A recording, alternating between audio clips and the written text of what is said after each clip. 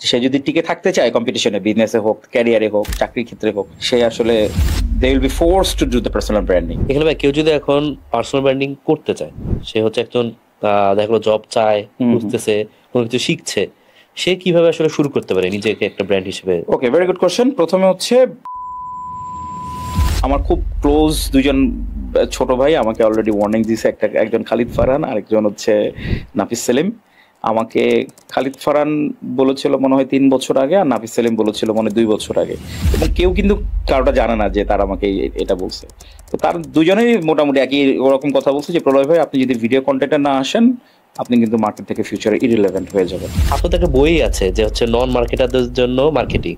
আপনি যদি খুব শর্টে বলেন, ধর আমি নিজেই হচ্ছে মার্কেটিং সম্পর্কে তেমন কিছু জানি না, এইরকম যারা ভিডিও দেখছে, যাদের মার্কেটিং নলেজ নাই একদম, তাদের জন্য কিছু সাজেশন। চাকরি খাবে, কাদের খাবে জানেন? যারা লিঙ্কডইন জাস্ট চাকরির জন্য না, লিঙ্কডইনে যেটা বললাম, আপনার নেটওয়ার্ক বিল্ড করছে, আপনার পার্সোনাল ব্র্যান্ডিং করছে, আপনার B2B অপরচুনিটি খুঁজে নিয়ে আসতেছে। লিঙ্কডইনের অ্যালগরিদমটা ইভেন ফেসবুকের চাইতেও অনেক বেশি মানে ইউজার ফ্রেন্ডলি। তো ফেল ব্র্যান্ডের প্রশ্নটা করলেই প্রথমেই অ্যান্সার হিসেবে আমার মাথায় আসে যে মার্কেটিং এর বেসিক গুলো জাস্ট মানে এমন না যে যারা মার্কেটিং করতে চায় বা যারা এটার সাথে জড়িত তারা না, আপনার যে কারোর ব্যক্তিগত জীবনেও এটা দরকার।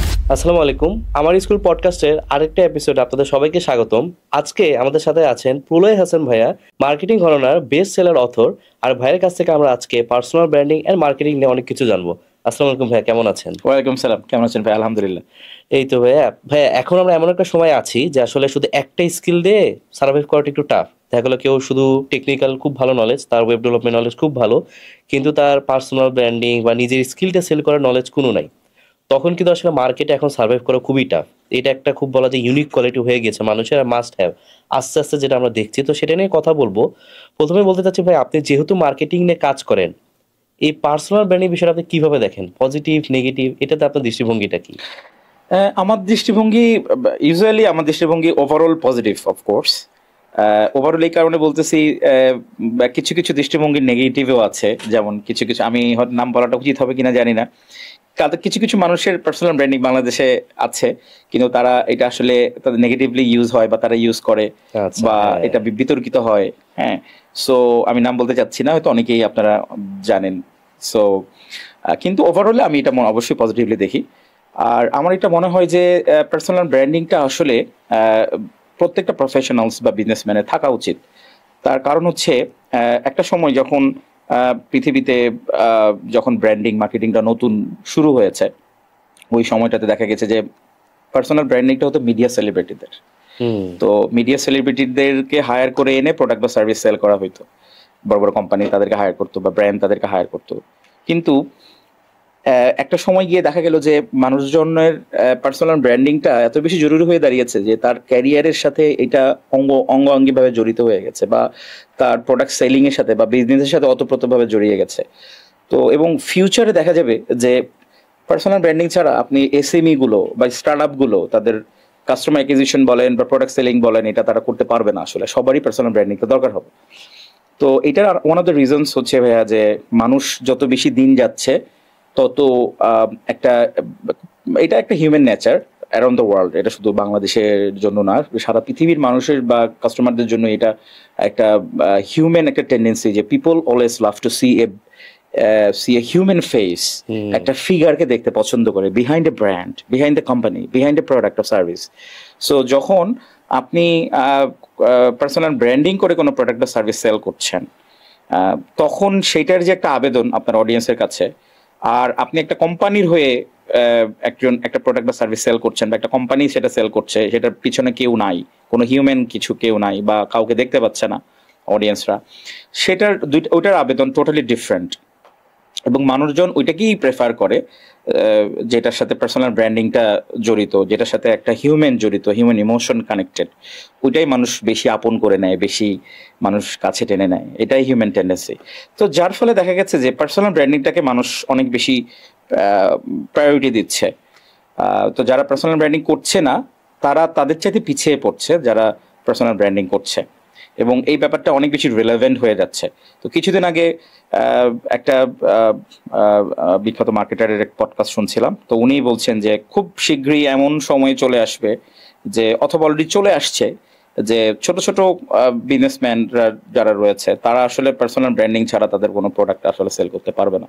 প্রোডাক্ট সেলিং এর জন্য তাদের পার্সোনাল ব্র্যান্ডিং দরকার। এখন আপনি বলতে পারেন সবার তো প্রোডাক্ট বা সার্ভিস নাই, সবার প্রোডাক্ট বা সার্ভিস না থাকলেও আপনি নিজে একটা প্রোডাক্ট বা সার্ভিস যদি আপনি ক্যারিয়ারে কথা in terms of your career, in terms of your job searching, তো যখন আপনি জব সার্চ করছেন, আপনি যখন চাকরি খুঁজছেন, আপনি যখন ইন্টারভিউ দিচ্ছেন in front of your employers, তখন basically you are selling yourself to them, right? আপনি নিজে একটা প্রোডাক্ট, মানে শুনতে একটু উইয়ার্ড লাগলেও বেসিক্যালি আপনার ওই কোনো ধরেন যদি প্রোডাক্ট বা সার্ভিস না থাকে, you are yourself to your product, মানে আপনি নিজে হচ্ছেন আপনার প্রোডাক্ট, আপনি সেই প্রোডাক্টটাকে এমপ্লয়ারের কাছে সেল করছেন, right? Basically you are selling yourself to the company. তার মানে হচ্ছে আমি বলতে চাচ্ছি যে একটা মানুষের প্রোডাক্ট বা সার্ভিস যদি নাও থাকে, তার ক্যারিয়ার বা চাকরির জন্য হলেও তার নিজেকে প্রোডাক্ট বানায় তখন এটাকে পার্সোনাল ব্র্যান্ডিং করতে হয়, তখন ওইটা তার জন্য খুব ইজিয়ার হয়ে যায়। যেমন লিঙ্কডইন মার্কেটিং এ কথা এটাকে বলতেছিলাম যে লিঙ্কডইনে মানুষজন বেশিরভাগই চাকরির জন্য এটাকে ইউজ করে, সো তাদের তখন পার্সোনাল ব্র্যান্ডিং এর কি ফজিলত, তো তখন পার্সোনাল ব্র্যান্ডিং এর এইটাই সুবিধা যে মানুষ তখন নিজেকে সেল করাটা অনেক বেশি ইজিয়ার হয়ে যায়। এখানে আপনি দুইটা জিনিস বলেন, একটা হচ্ছে বিজনেসের ক্ষেত্রে, আমি নিজেও দেখেছি, ধরেন একটা জায়গায় গেলাম, 5টা কোম্পানির মধু আছে, সিম্পল একটা এক্সাম্পল, কিন্তু আমি তাদের থেকেই নিব যাদেরকে আমি আগে দেখেছি। হতে পারে তাদের কোনো একটা কিছু মানুষকে আমি পার্সোনালি চিনি, সেখান থেকে কিন্তু নেওয়ার টেন্ডেন্সিটা বেশি থাকে, রাদার দেন হয়তো আরেকটা কোম্পানির বেশি সুন্দর লাগতেছে তাদের ডিজাইন, কিন্তু এই ক্ষেত্রে মনটা ঝুঁকে যায়। আর জবের ক্ষেত্রেও দেখো, আমার যেগুলো কোম্পানি চিনি, অনেক সময় জব হায়ার করতে হয়, অনেক সময় ইন্টারনেটে হয়ে যায় এখন, যে আচ্ছা ওই ছেলেটাকে তো চিনি, ওকে অফার দেওয়া যায় কিনা, বা তুমি কি কাউকে চেনো কিনা। আর দেখা গেল কেউ একটা ওয়ার্কশপে গেছে, কাউকে দেখছি স্টুডেন্ট খুবই এক্সাইটেড শেখার জন্য, তখন কিন্তু আলটিমেটলি তাকেই রিচ করা হয়, একটা সফট কর্নার চলে আসে যে আচ্ছা সে তো আগেও আসছিল। অ্যাবসলিউটলি। আর এক্ষেত্রে মনে হয় যে পার্সোনাল ব্র্যান্ডিংটা অনেক সময় হয় যে সে কি শিখছে, দেখা গেলো সে লার্নার, সে কোনো বিষয় শিখছে, সে যদি সেটা পোস্ট করে, এটা কিন্তু তার মধ্যেই পড়ে যাচ্ছে যে আমিও জানছি, আচ্ছা সে কিন্তু এই ট্র্যাকেরই একটা লোক। হ্যাঁ হ্যাঁ, সেটাই। সো এইটা মানে ব্যাপারটা আমার কাছে খুব লাগে, মানে ইন্ট্রিগিং, যে একটা সময় আসবে মানুষজন পার্সোনাল ব্র্যান্ডিং করতে বাধ্য হবে। সে যদি টিকে থাকতে চায় কম্পিটিশনে, বিজনেসে হোক, ক্যারিয়ারে হোক, চাকরির ক্ষেত্রে হোক, সে আসলে they will be forced to do the personal branding, they will be forced to brand themselves. So এটা এখনই আসলে দেখতে পাচ্ছি, মানে শুরু হয়ে গেছে। রাইট। একটা সময় চয়েস ছিল যেখানে আমরা যখন শুরু করেছিলাম, আমি যখন লেখালেখি শুরু করেছিলাম ব্লগে, ওই সময়টাতে আমার অনেক পার্সোনাল ব্র্যান্ডিং হয়েছিল। একটা সময় আমাকে মানুষজন এক নামে চিনতো, ব্লগার প্রলয় হাসান নামে। তো ওই সময়টাতে মানুষের আসলে একটা মানে ডেলিভারি চয়েস ছিল যে আমি কি পার্সোনাল ব্র্যান্ডিং করব কি করব না। তো ধীরে ধীরে যত সময় যাচ্ছে ওই চয়েসের জায়গাটা নাই, মানে there will be no choice, তোমার করতেই হবে। তুমি যদি কম্পিটিশনে টিকে থাকতে চাও, জাস্ট টিকে থাকার জন্যই পার্সোনাল ব্র্যান্ডিং করতে হবে। হ্যাঁ, সো লেট অলোন মানে গ্রোথ, স্কেল আপ, হ্যাঁ করা, করতে হলে এখন এটা তো লাগবেই মাস্ট। হ্যাঁ, টিকে থাকতে হলেই যেখানে পার্সোনাল ব্র্যান্ডিং লাগতেছে, গ্রোথ করতে হলে তো অবশ্যই লাগবে।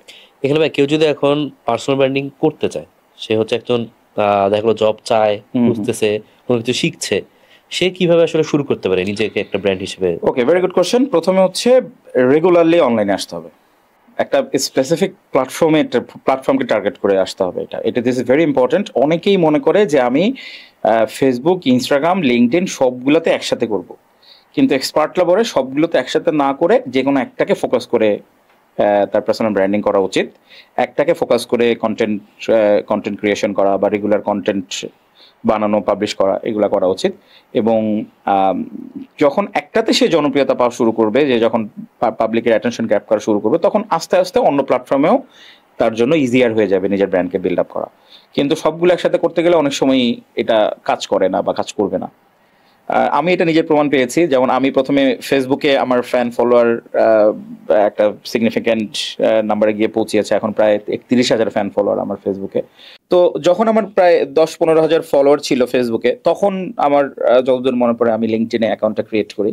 তো যখন আমি অ্যাকাউন্ট ক্রিয়েট করার পর আমি খেয়াল করলাম যে প্রচুর মানুষজন আমাকে ফলো করা শুরু করে, হোয়ারাস আমি আপলোড করা শুরুই করি নাই, কোনো কোনো কন্টেন্ট কোনো কিছু পাবলিশ করা শুরুই করি নাই, মানুষজন আমাকে ফলো করা শুরু করেছে। তার কারণ ওই যে তারা জানে যে প্রলয় হাসান, এই ফেসবুকের প্রলয় হাসানে লিঙ্কডইনে এসছে, সো প্রলয় হাসান পোস্ট করা শুরু করবে কিছুদিনের মধ্যে, এবং পোস্ট করলে তার কাছ থেকে এই ভ্যালুটা আমি পাবো।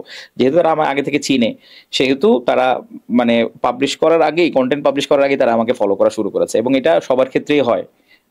তো এই কারণে যদি আপনি একটা, আবার উল্টাটাও মানে হওয়াটা পসিবল, যে ধরেন লিঙ্কডইনে আমার অনেক ফ্যান ফলোয়ার, আমি যখন ফেসবুকে অ্যাকাউন্ট ক্রিয়েট করবো, তখন দেখা যাবে ফেসবুকের মানুষজনও আমার কন্টেন্ট না পাওয়া সত্ত্বেও ফলো করা শুরু করবে, কারণ তারা আমাকে চিনে লিঙ্কডইন থেকে। সো কিন্তু এরকম দিস ইজ ভেরি আনলাইকলি যে আমি যদি একসাথে 3-4টা প্ল্যাটফর্মে রেগুলার হওয়া শুরু করি, তাহলে এই জিনিসটা আমি কখন ট্রাই করি নাই, তবে এক্সপার্টরা বলে যে এটা না করাটা বেটার। সো এটা যেটা বলছিলাম, টু অ্যান্সার ইউর কোশ্চেন ভাইয়া, যে রেগুলারলি এক নির্দিষ্ট একটা প্ল্যাটফর্মকে টার্গেট করে ওইখানে ঘন ঘন অ্যাপেয়ার হইতে হবে অনলাইনে, নাম্বার 1। নাম্বার 2 হচ্ছে নিজের নিশকে সিলেক্ট করতে হবে। This is very important, another important thing. দেখেন আমার আমার মার্কেটিং ব্র্যান্ডিং নিশটা সিলেক্ট করতে আমার অনেক লম্বা সময় লেগেছে। আমি একটা সময় ব্লগে এসেছিলাম ক্রিয়েটিভ রাইটিংস করার জন্য, মানে গল্প, কবিতা, উপন্যাস এগুলো লেখালেখি করতাম। তারপর আমি বেসিক্যালি 2019 সাল থেকে আমি মার্কেটিং ব্র্যান্ডিং ক্যারিয়ারে ফোকাস করি, এবং ফুল গিয়ারে ফোকাস করি হচ্ছে করোনার সময় থেকে বা করোনার পরবর্তী কাল থেকে। তার মানে আমার মার্কেটিং এর ক্যারিয়ার কিন্তু খুব অল্প সময়, ধরেন 4-5 বছর মাত্র। তো আলহামদুলিল্লাহ এই 4-5 বছরে যতটুকু অ্যাডভান্সমেন্ট হয়েছে আমার এই ক্যারিয়ারে, ততটা আসলে আমি এক্সপেক্ট করি নাই। আলহামদুলিল্লাহ, আলহামদুলিল্লাহ। তো আমার বলার উদ্দেশ্য হচ্ছে যে এই নিশটা বের করতে আমার বেশ কয়েক বছর লেগেছে। এটা একটা কারণ হতে পারে যে আমি আসলে অ্যাক্টিভলি খুঁজি নাই, অ্যাক্টিভলি খুঁজলে হয়তো আরো আগে বের করতে পারতাম। আপনি কি ভাই পড়াশোনা কি মার্কেটিং এর ছিল? হ্যাঁ হ্যাঁ, আমার এমবিএ ছিল মার্কেটিং, কিন্তু আমি গ্রাজুয়েশন করেছি কিন্তু অ্যাকাউন্টিং এ। আচ্ছা। সো এই আর কি। সো মার্কেটিং এর মানে আমার কখনো এরকম প্ল্যান ছিল না যে আমি মার্কেটিং এ লেখালেখি করব, মার্কেটিং এ বেস্ট সেলিং বই লিখবো, মানে এরকম কোনো প্ল্যানই ছিল না আমার। মানে এটা মানে হয়ে গেছে, মানে আল্লাহ করে ফেলছেন আমাকে, আলহামদুলিল্লাহ। এবং আরেকটা credit goes to my publishers, Mahbub ভাই, আদর্শ প্রকাশনী। তো কিন্তু মার্কেটিং এ ক্যারিয়ার করার ইচ্ছে ছিল, বই না লেখার প্ল্যান না থাকলেও মার্কেটিং এ ক্যারিয়ার করার ইচ্ছে ছিল, যেহেতু মার্কেটিং এ মেজর করেছি এবং মার্কেটিংটা আমি এনজয় করতাম। তো বেসিক্যালি এই জন্য নিশ সিলেক্ট করাটা আসলে খুব ইম্পর্টেন্ট। আসলে দেখা যায় যে আপনি কোনটাতে নিশ সিলেক্ট করবেন এইভাবে, যে আপনি কোনটাতে আপনি প্যাশনেট, কোনটাতে আপনি ভালো জানেন, এবং একই সাথে কোনটায় আপনি একটা লম্বা সময় ধরে আপনি আপনার অডিয়েন্সকে ডেলিভার করে যেতে পারবেন। সো এই সবগুলো ডট যখন কানেক্ট হবে, তখন আপনার জন্য নিশ সিলেক্ট করাটা টাফ, মানে ইজিয়ার হয়ে যাবে। 1 2 3, এটা আবার নেই, 1 2 3। তো এই সবগুলো ডট যখন একসাথে আপনি কানেক্ট করতে পারবেন, তখন it will be much more easier for you to select your preferable niche or perfect niche. তো যেটা বলছিলাম, তো এই নিশ যদি আপনি সিলেক্ট না করেন, দেখা গেল যে আপনি 1 মাস পলিটিক্স নিয়ে কন্টেন্ট বানাইলেন, তারপরের সপ্তাহে আপনি এন্টারটেইনমেন্ট নিয়ে কন্টেন্ট দিলেন, তারপরে মার্কেটিং ব্র্যান্ডিং নিয়ে দিলেন, তারপরে বিজনেস নিয়ে দিলেন। আসলে আপনার অডিয়েন্স কনফিউজড হয়ে যাবে, অ্যালগরিদমও কনফিউজড হয়ে যাবে, সো আলটিমেটলি কিছুই হবে না। সো এই কারণে আপনাকে যে কোনো একটা নিশ সিলেক্ট করে ওইটার উপরে কন্টেন্ট বানাইতে হবে, weather is text content or video content. এখানে আপনি তো ক্যারিয়ার শুরু করেছেন টেক্সট দিয়ে, হ্যাঁ। এখানে কি আপনার মানে এখন আপনার ইচ্ছাটা কি টেক্সটেই থাকে নাকি ভিডিওতেও আসা? ভিডিওতে আসা আমার খুবই খুবই ইচ্ছা। আমাকে আমার খুব ক্লোজ 2জন ছোট ভাই আমাকে অলরেডি ওয়ার্নিং দিয়েছে, একজন খালিদ ফারহান, আরেকজন হচ্ছে নাফিস সেলিম। আমাকে খালিদ ফারহান বলেছিল মনে হয় 3 বছর আগে, আর নাফিস সেলিম বলেছিল মনে হয় 2 বছর আগে, এবং কেউ কিন্তু কারোটা জানে না যে তারা আমাকে এটা বলছে। তো তার দুজনেই মোটামুটি একই ওরকম কথা বলছে যে প্রলয় ভাই, আপনি যদি ভিডিও কন্টেন্টে না আসেন, আপনি কিন্তু মার্কেট থেকে ফিউচারে ইরিলেভেন্ট হয়ে যাবেন। সো তারা কিন্তু আমাকে সাজেশন দিয়েছে, থ্রেট না, কিন্তু it sounds threatening. So this is very true.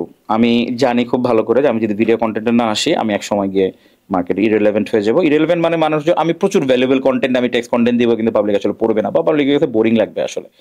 So আমার প্ল্যান আছে, আমি মার্কেটিং ভিডিও কন্টেন্ট বানাবো, কিন্তু আসলে সময় করে উঠতে পারি না ভাইয়া। সো সবকিছু মিলে, হ্যাঁ, প্লাস আমার নিজের এক পডকাস্ট সেশন আমি শুরু করেছি, পডকাস্ট শো। তো সবকিছু মিলে, এবং এটা আসলে খুবই মানে টায়ারিং এবং খুবই টাইম কনজিউমিং একটা শো। কারণ দেখা যায় যেই হোস্টকে আমি আনছি, তার সাথে কমিউনিকেট করা, তারপরে তার ব্যাপারে রিসার্চ করা, স্টাডি করা, তো অনেক সময়ের ব্যাপার আসলে। আর যেদিন পডকাস্ট থাকে ওই দিনের পরে আর আমি কোনো কাজ টাজ করতে পারি না, পরের দিন মোটামুটি রেস্ট করতে হয়, কারণ দেখা যায় টানা 2টা 3টা আমি সকাল থেকে রাত পর্যন্ত শুট চলে। হ্যাঁ, তো আর আর আমি তো পডকাস্ট নেই মানে আড্ডার মতো করে চলে যে কোনো পডকাস্ট 2-2.5 ঘন্টার নিচে শেষ হয় না। তো সবকিছু মিলে মানে সারাদিন খুব ক্লান্তির মধ্যে দিয়ে যায়।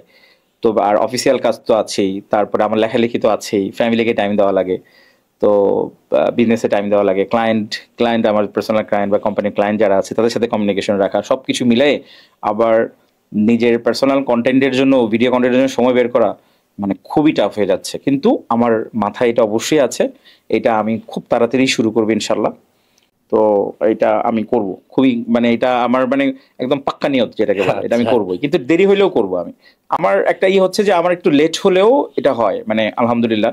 এবং আমার যে মেন্টর বা আমার ইন্ডাস্ট্রি যে বড় বড় খুব সিনিয়র ভাইয়েরা, তারা আমাকে আসলে মাঝে মাঝে অ্যাপ্রিসিয়েট করেন যে প্রলয় আপনার মানে গ্রোথটা খুব স্লো কিন্তু steady, this is very important, মানে স্পিডটা ইম্পর্টেন্ট না, স্টেডিনেসটা ইম্পর্টেন্ট। আলহামদুলিল্লাহ এটা অটোমেটিকলি হয়ে গেছে, আমি প্ল্যান করে করি নাই। তো আমার লাইফের বেশিরভাগ জিনিসগুলো, বেশিরভাগ সাকসেসগুলো অটোমেটিক হয়ে আসে, প্ল্যান সাকসেস খুব ওকে আসে না, আলহামদুলিল্লাহ। ভাই, এখানে যেহেতু আপনি মার্কেটিং এ কাজ করেন, একটা বিষয় অনেকদিন ধরে জানতে চাচ্ছি, সেটা হচ্ছে স্টোরি টেলিং। মানে দেখা গেল এই ওয়ার্ডটা আমি কেন জানি আগে অত শুনি নাই, মানে গল্প শুনতে পছন্দ করতাম, কিন্তু এই যে স্টোরি টেলিং কদিন আগেও দেখতাম, অত গুরুত্ব দিতাম না। তো রিসেন্টলি গল্প করতে করতে দেখি যে স্টোরি টেলিং এর বিষয়টা বারবার আসতেছে, তখন চিন্তা করলাম যে আসলেই সেই পডকাস্ট গুলোই মনে আছে যার মধ্যে একটা স্টোরি ছিল, বা সেই ইভেন্ট গুলোই মনে আছে যার মধ্যে একটা স্টোরি ছিল। তখন ঘাটাঘাটি করতে দেখলাম যে আপনিও এটার উপর কোনো একটা সেশন নিছিলেন হুম। কোনো এক জায়গায়। তো মার্কেটিং পার্সপেক্টিভ থেকে স্টোরি টেলিংটাকে এত গুরুত্ব দেওয়া হচ্ছে কেন? নাকি এটা আগে থেকেই ছিল, আমরা নতুন জানছি? আমার মনে হয় এটা আগে থেকেই ছিল, নতুন করে হাইপ ক্রিয়েট করে হয়েছে গত কয়েক বছর ধরে, এটা একটা কারণ। আরেকটা কারণ হচ্ছে যে কন্টেন্টের কথা আসলেই স্টোরি টেলিংটা অটোমেটিক চলে আসে। কন্টেন্টের হাইপও কিন্তু বেশ কয়েক বছর ধরেই শুরু হয়েছে। কন্টেন্ট ক্রিয়েশন নিয়ে যে হাইপটা around the world, not just in Bangladesh. তো এটার সাথে স্টোরি টেলিংটা ভেরি মাচ রিলেভেন্ট। আরেকটা কারণ হচ্ছে স্টোরি টেলিং করে অর্গানিকলি অনেক ট্র্যাকশন পাওয়া যায়, অডিয়েন্সকে হুক করা যায়, কমিউনিটি বিল্ড করা যায়। তারপরে স্টোরি টেলিং করে আপনি খুব দ্রুত আপনি আপনার অডিয়েন্সকে পটাইতে পারবেন, এটা প্রোডাক্ট সেলিং হোক, ফান্ড রাইজিং হোক, সব কিছুই। এইটা আমার মনে হয় এটা ওয়ান অফ দ্য রিজনস যে স্টোরি টেলিংটা এত হাইপে আসার। তো এবং যত দিন যাবে এই স্টোরি টেলিংটা কিন্তু আরো বেশি মানুষের চর্চার জায়গা এবং স্টাডির জায়গা হয়ে উঠবে। তার কারণ হচ্ছে দেখবেন যে এআই আসার পরে মানুষজন যখন যে রিপ্লেসমেন্টের কথা বলা হয়, কিন্তু আসলে দেখবেন যে এআই ডেটা অ্যানালাইসিস করা বা অ্যাড ক্যাম্পেইন অপটিমাইজ করা বা আপনার ডেটা এন্ট্রি করা, এই ধরনের কাজগুলো কিন্তু ইমেল সেগমেন্টেশন করা বা ক্যাম্পেইন ডিজাইন করা, এগুলো কিন্তু এআই করে ফেলবে। কিন্তু যার ফলে মার্কেটারদের অনেক সময় থাকবে তাদের অরিজিনালি যেটা ম্যাটার, যেটা তাদের কাজ, সেটাতে ফোকাস করার। কারণ তাদের যেটা আসলে গ্র্যানুলার লেভেলে যে কাজগুলো, যেই কাজগুলো এআই করতেছে, ওই কাজগুলো আসলে তাদের করার দরকার নাই। যেই কাজগুলো এআই পারবে না, যেই কাজগুলো হিউম্যান কাজ, ওগুলাতে তারা বেশি ফোকাস করতে পারবে। ফর এক্সাম্পল এই যে স্টোরি টেলিং, হিউম্যান ইমোশন নিয়ে কাজ করা, মানুষের সাথে কানেক্ট হওয়া, ইমোশনালি কানেক্ট হওয়া, তারপর স্ট্র্যাটেজি ডেভেলপ করা, এই কাজগুলো হচ্ছে মানুষের কাজ। তো এই কাজগুলো হিউম্যান বেটার করতে পারবে এআই চাইতে। সো তখন দেখবেন যে এর সাথে স্টোরি টেলিংটা আরো বেশি রিলেভেন্ট হয়ে যাবে ফিউচারে। কেউ যদি এখন স্টোরি টেলিং করতে চায়, তাহলে কন্টেন্টের সাথে সেই এলিমেন্টও রাখতে চায়, তার জন্য সিম্পল আপনার সাজেশনটা কি থাকবে যে স্টোরি টেলিংটা বেটার করার জন্য, বা সে কিছু জানেই না স্টোরি টেলিং সম্পর্কে?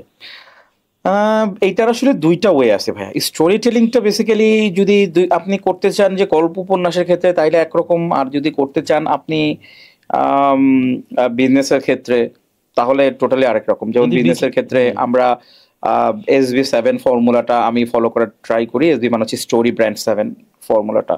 যেমন একটা ক্যারেক্টার ডেভেলপ করা, একটা হিরোকে ডেভেলপ করা, তারপরে সেই হিরোর একটা প্রবলেমটাকে আইডেন্টিফাই করা, সেই প্রবলেমটা সলিউশন হিসেবে নিজের প্রোডাক্টকে এস্টাবলিশ করা।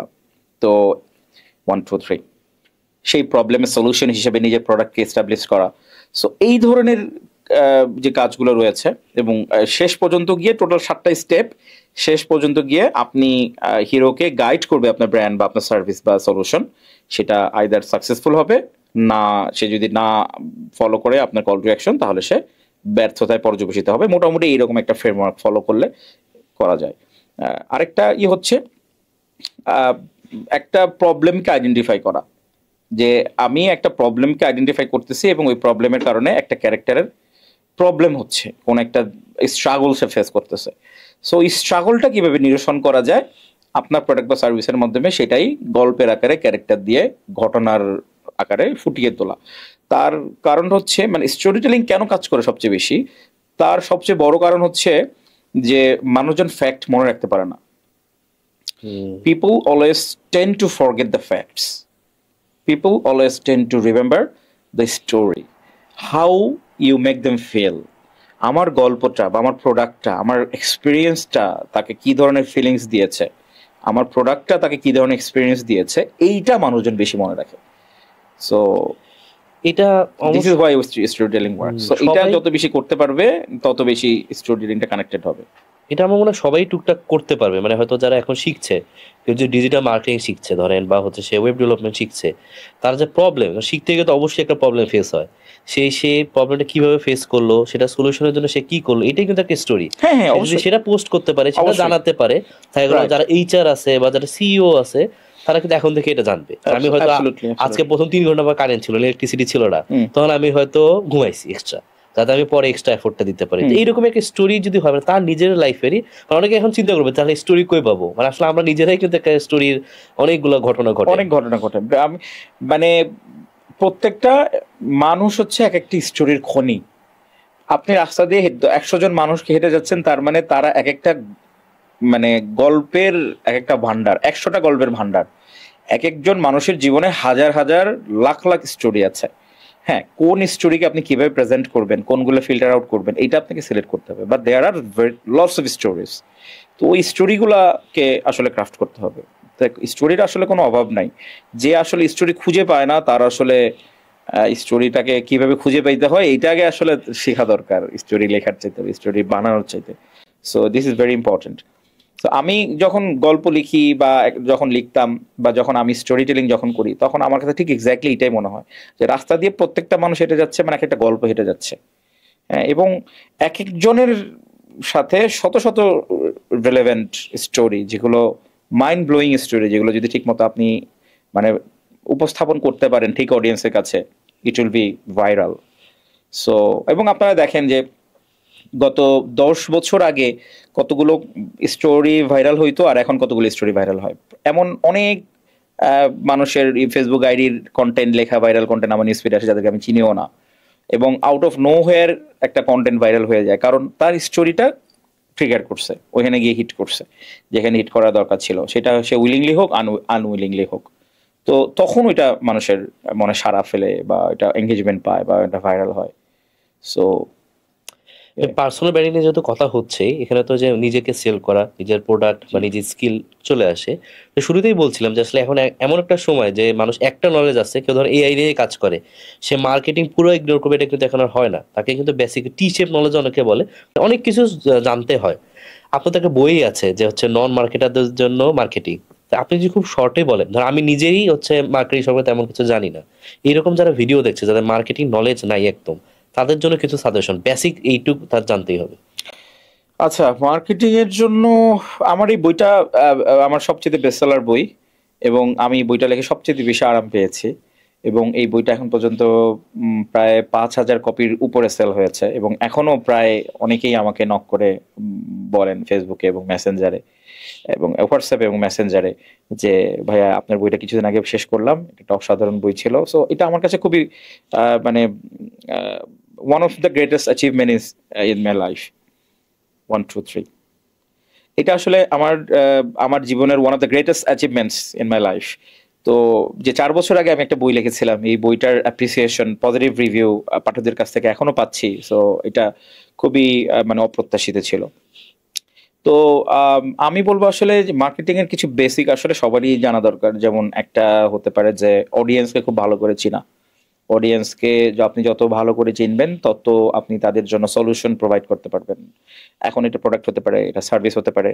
সো তার মানে হচ্ছে যে আমি বলতে চাচ্ছি যে আপনি আপনার অডিয়েন্সের অনুযায়ী আপনি আপনার প্রোডাক্ট বা সার্ভিস ডিজাইন করবেন। এমন না যে আপনি একটা প্রোডাক্ট ডিজাইন করে ফেলছেন, একটা সার্ভিস ডিজাইন করে ফেলছেন, এখন আপনাকে অডিয়েন্স খুঁজতে হচ্ছে। সো আমরা আসলে বেশিরভাগ সময় উল্টাটা করি, এই কারণে আমরা সেলিং নিয়ে অনেক হ্যাসেল পোহাইতে হয়, আমাদেরকে ব্র্যান্ডিং নিয়ে হ্যাসেল পোহাইতে হয়, কাস্টমার খুঁজে পাওয়া যায় না, অ্যাডভার্টাইজমেন্টে প্রচুর টাকা বার্ন করতে হয়।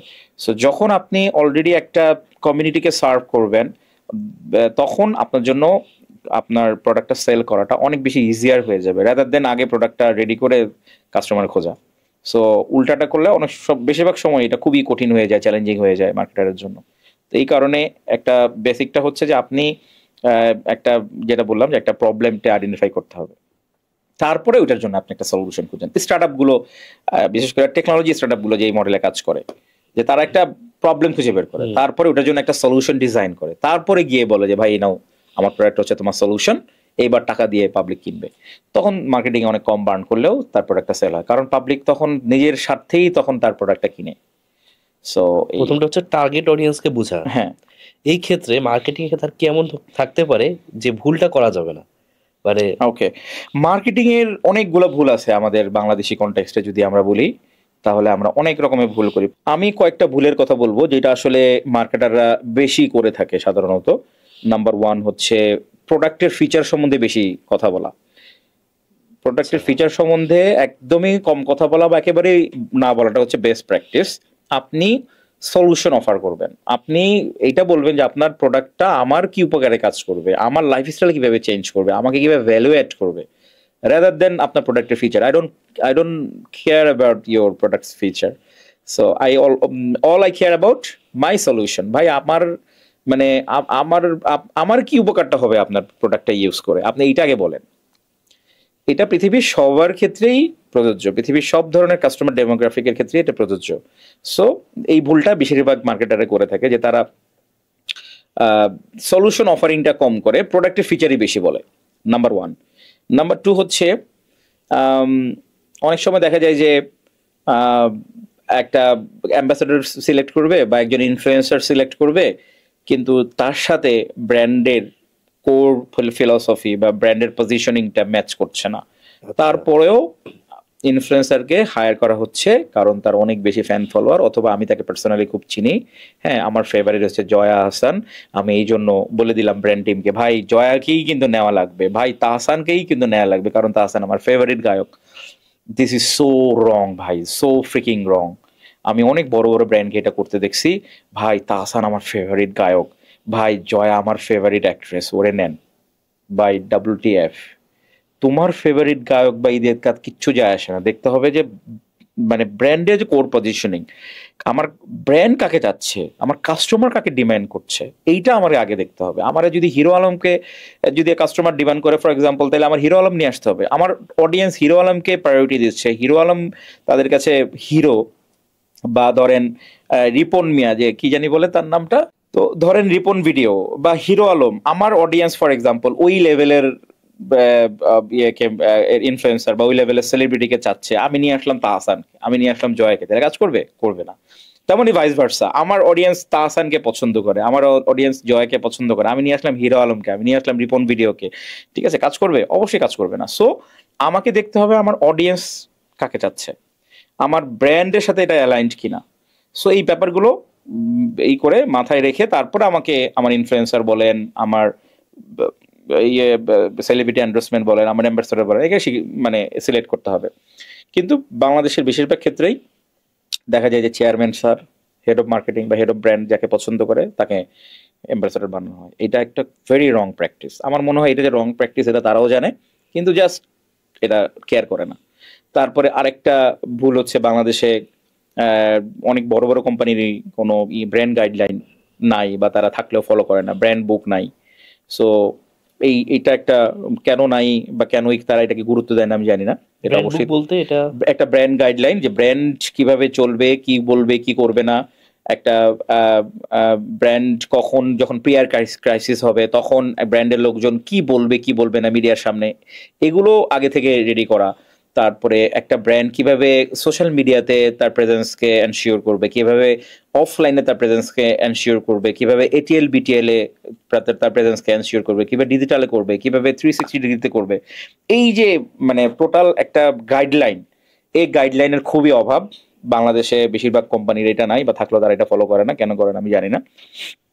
তো যার ফলে দেখা যায় যে কোনো একটা বড় কোম্পানির বা কোনো ইভেন মাঝারো বা ছোট কোম্পানিরা দেখা যায় যে হেড অফ ব্র্যান্ডস চলে যায়, তখন ব্র্যান্ডের সবকিছু চেঞ্জ হয়ে যায়, বা হেড অফ মার্কেটিং চলে যায়, তখন ব্র্যান্ডের সবকিছু চেঞ্জ হয়ে যায়।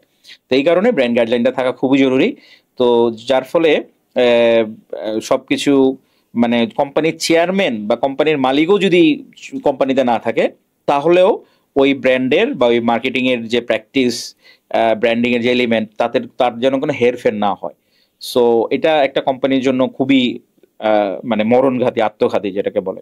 অনেক কোম্পানি বন্ধ হয়ে যায় এই কারণে। অনেক কোম্পানি বন্ধ হয়ে যায়, অনেক কোম্পানি সেল ড্রপ করে। কারণ আপনি একটা কোম্পানি ধরেন একজন হেড অফ মার্কেটিং 10 বছর ধরে নার্চার করে সে একটা ব্র্যান্ডকে দাঁড় করাইছে, তার আলাদা একটা ব্র্যান্ড গাইডলাইন থাকাটা খুব স্বাভাবিক। এই ব্র্যান্ড গাইডলাইনের মধ্যে ধরেন আছে কোন লোগো, তারপরে তার প্যাকেজিং, তার কমিউনিকেশন স্টাইল, তার টোন, ভয়েস, তারপরে ব্র্যান্ডিং এলিমেন্টস গুলো, ব্র্যান্ডিং অ্যাসেট গুলো সে ডেভেলপ করে ব্র্যান্ডিং করে দাঁড়া করেছে। কোনো কারণে সে মারা গেছে, কোনো কারণে সে চাকরি ছেড়ে দিছে, তো কলাপস করে সে পরে। তো কিন্তু সেই একটা যদি ব্র্যান্ড গাইডলাইন থাকতো যে হ্যাঁ এই ভদ্রলোক এই ব্র্যান্ড গাইডলাইনটাকে ফলো করেই ব্র্যান্ডটাকে দাঁড় করাইছে, ওকে ফাইন, সে এখন নাই কোম্পানিতে, নতুন আরেকজন কোম্পানিতে আসছে, কোম্পানি নতুন আরেকজনকে হায়ার করছে, নতুন ওই লোকটা তার আগের যে লোকটা ব্র্যান্ড গাইডলাইন, ওই ব্র্যান্ড গাইডলাইন ফলো করেই কিন্তু তাকে এখন সামনে আগায় যেতে হবে। সো এই সেম গাইডলাইনটা ফলো করার কারণে কিন্তু মানে ব্র্যান্ডিং এর মধ্যে একটা কনসিস্টেন্সি থাকবে, হেরফের হবে না। সো এই জিনিসটা, এটা বাংলাদেশে প্র্যাকটিসটা খুব কম। তো যেটা বলছিলাম ভাইয়া, যে এই ব্র্যান্ড গাইডলাইন না থাকা বা ব্র্যান্ড বুক না থাকাটা এটা একটা ইল প্র্যাকটিস। তো তারপর নিজের পছন্দ অনুযায়ী সেলিব্রিটিকে এন্ডোর্স করা, সেলিব্রিটি সিলেক্ট করা, হায়ার করা, এইটা আরেকটা আত্মঘাতী একটা সিদ্ধান্ত ব্র্যান্ডের জন্য। এটা মানে নট জাস্ট মিস্টেক, এগুলো আত্মঘাতী বলবো আমি। আরেকটা আছে, মানে আমি যে মিস্টেকগুলো বলবো এগুলো সবগুলো খুবই আত্মঘাতী মানে মিস্টেক। মানে এই মিস্টেক যে কোনো একটা মিস্টেক সেল পড়া বা ব্র্যান্ডকে ধসা দেওয়ার জন্য যথেষ্ট। আরেকটা হচ্ছে মার্কেটিং এর কস্ট কমায় ফেলা। কোনো একটা ডিজাস্টার হইলেই মার্কেটিং এর কস্ট কমায় ফেলা। ধরেন এখন রেসিশন চলতেছে, ইকোনমিক রেসিশন, মার্কেটিং এর কস্ট কাটিং করো।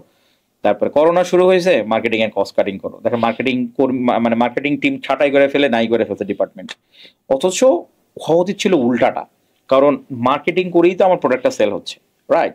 তো প্রোডাক্ট যখন মানে মার্কেটিং এর মাধ্যমে আমার প্রোডাক্ট সেল হচ্ছে, প্রোডাক্ট আমাকে রেভিনিউ এনশিওর করতেছে, আমার কোম্পানিতে ক্যাশ ফ্লো আছে। মার্কেটিং ডিপার্টমেন্ট নাই বা মার্কেটিং এর কস্ট কাটিং করছি, তার মানে হচ্ছে আমার মার্কেটিং অ্যাক্টিভিটিস কমে গেছে, আমার রেভিনিউ কমে যাবে, আমার ক্যাশ ফ্লো কমে যাবে। সো আমি কিন্তু ডিজাস্টারে আরো বেশি করে পতিত হব। সো হওয়াতে ছিল উল্টাটা, কিন্তু আমাদের দেশের এটা কমন প্র্যাকটিস, কোন একটা ডিজাস্টার শুরু হলে প্রথম ঝড়টা আগে যায় হচ্ছে মানে প্রথম বলির পাঠাটা হয় মার্কেটিং ডিপার্টমেন্ট, প্রথম কস্ট কাটিং করা হয় মার্কেটিং বাজেট। সো এটা ভেরি ব্যাড প্র্যাকটিস। আরেকটা ব্যাড প্র্যাকটিস হচ্ছে যে আমরা এক্সিস্টিং কাস্টমারকে অতটা ভ্যালু দেই না, আমরা নতুন কাস্টমারকে বেশি গুরুত্ব দেই। অথচ এটা মার্কেটিং এর একটা সূত্র বলতে পারেন, যে পৃথিবীর সব দেশেই এই সূত্রটা কার্যকর, যে মানে customer acquisition cost, new customer acquisition cost is always higher than customer retention cost. মানে আপনি একটা কোম্পানির কাস্টমার, আপনি আমার কাস্টমার, আপনাকে ধরে রাখতে আমাকে ধরেন খরচ হবে আমার $1 বা $2 ফর এক্সাম্পল। কিন্তু আপনাকে বাদ দিয়ে আমি যদি নতুন একটা কাস্টমার হায়ার করতে চাই, সেখানে আমার খরচ হবে $3 বা $4।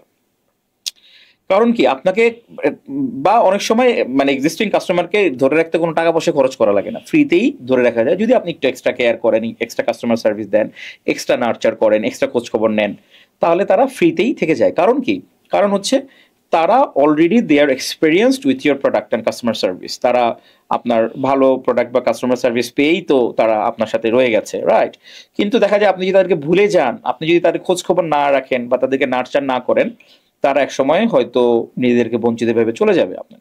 তখন আবার তাদেরকে হায়ার করার মানে অ্যাকোয়ার করার জন্য আপনাকে আরো বেশি টাকা বার্ন করতে হইতে পারে, বা বার্ন করলেও দেখা যাবে তারা আসবে না, কারণ তারা বুঝে গেছে যে আপনি আসলে এক্সিস্টিং কাস্টমারকে কেয়ার করেন না।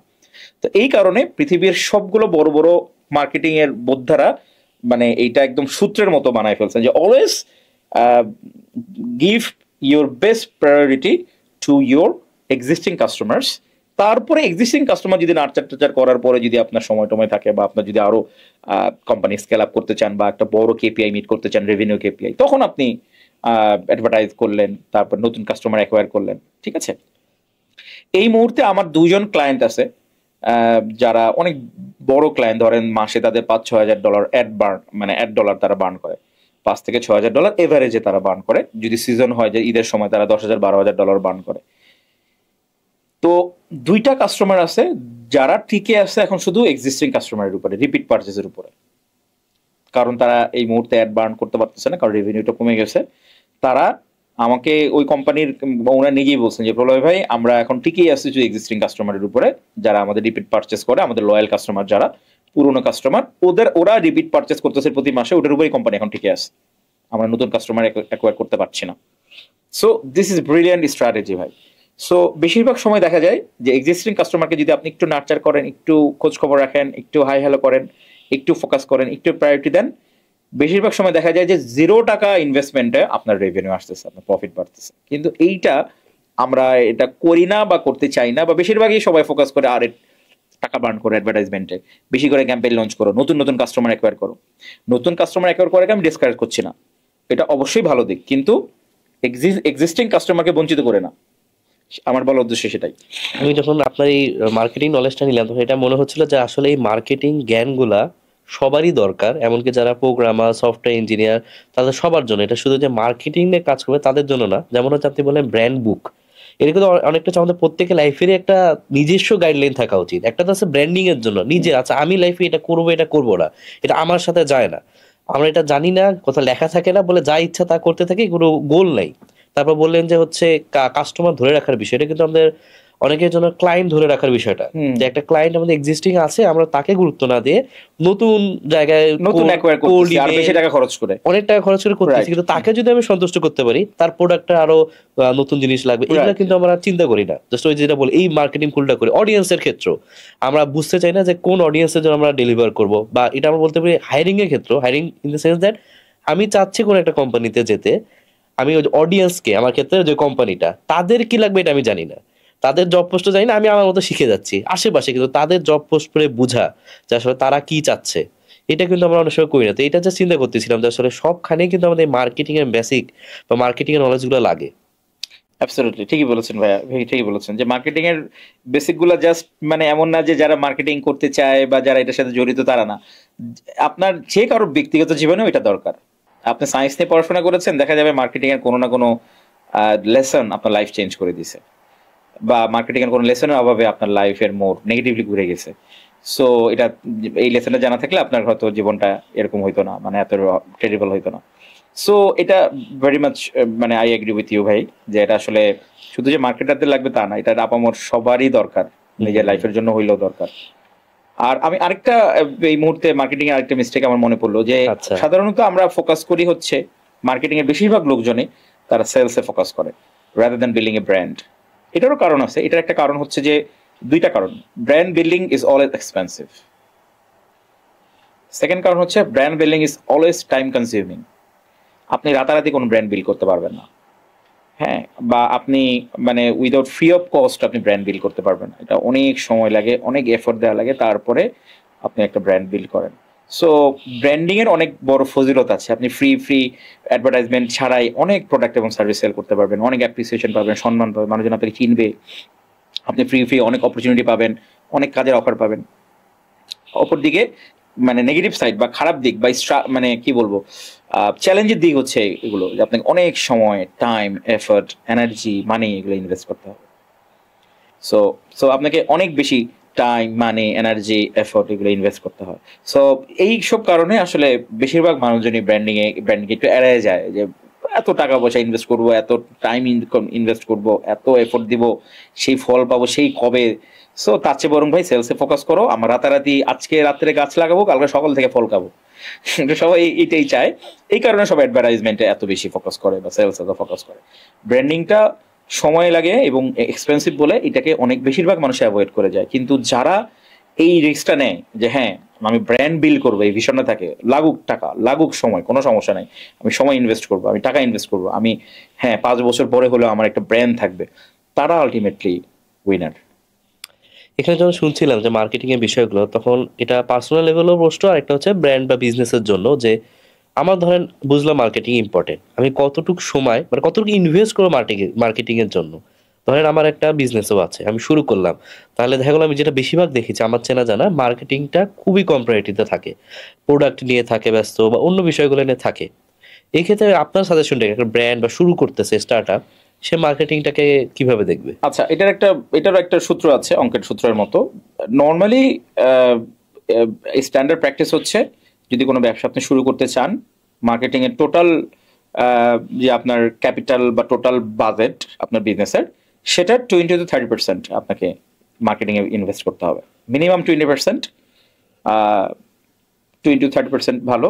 যদি আপনি আরো বেশি এফোর্ট দিতে চান, আরো বেশি বাজেট ভালো থাকে, তাহলে 40% করেন। এটা আসলে ডিপেন্ড করে, অনেক কিছুর উপর ডিপেন্ড করে। ফর এক্সাম্পল, আপনি এমন একটা প্রোডাক্ট বিল্ড করেছেন, সেটার মানে অনেক বেশি মার্কেটিং ডিজার্ভ করে। তার কারণ হচ্ছে যে এটা বাজারে প্রথম, মানুষজন জানে না এটা কি জিনিস। ধরেন গ্রামীণ ফোন যখন প্রথম আসছিল বাংলাদেশে, বা বিকাশের কথা যদি আমি বলি, এরা এসে প্রথমে প্রচুর মার্কেটিং এ বার্ন করছে, প্রচুর প্রচুর টাকা। ধরেন অন্যান্য একটা কোম্পানি নতুন আসছে, তাকে যদি 10 টাকা বার্ন করতে হয়, গ্রামীণ ফোন হয়তো 1000 টাকা বার্ন করছে মার্কেটিং এ। তার কারণ হচ্ছে তাকে মার্কেটকে এডুকেট করতে হয়েছে। নতুন একটা জিনিস আসছে, ফোনে কথা বলা, রিচার্জ করা, কিভাবে এই কাজগুলো করে মানুষজন জানে না। এই কাজগুলো যদি না করে, পাবলিক কেমনে কিনবে ওদের কাছ থেকে? সো মানুষকে আগে এডুকেট করতে হয়। মানুষকে এডুকেট করার পরে তারপরে তারা সার্ভিস সেল করছে। এডুকেট করাটা, মানুষকে এডুকেট করাটা, বিশেষ করে এত ম্যাসিভ একটা পপুলেশনকে, ইজ ভেরি এক্সপেন্সিভ।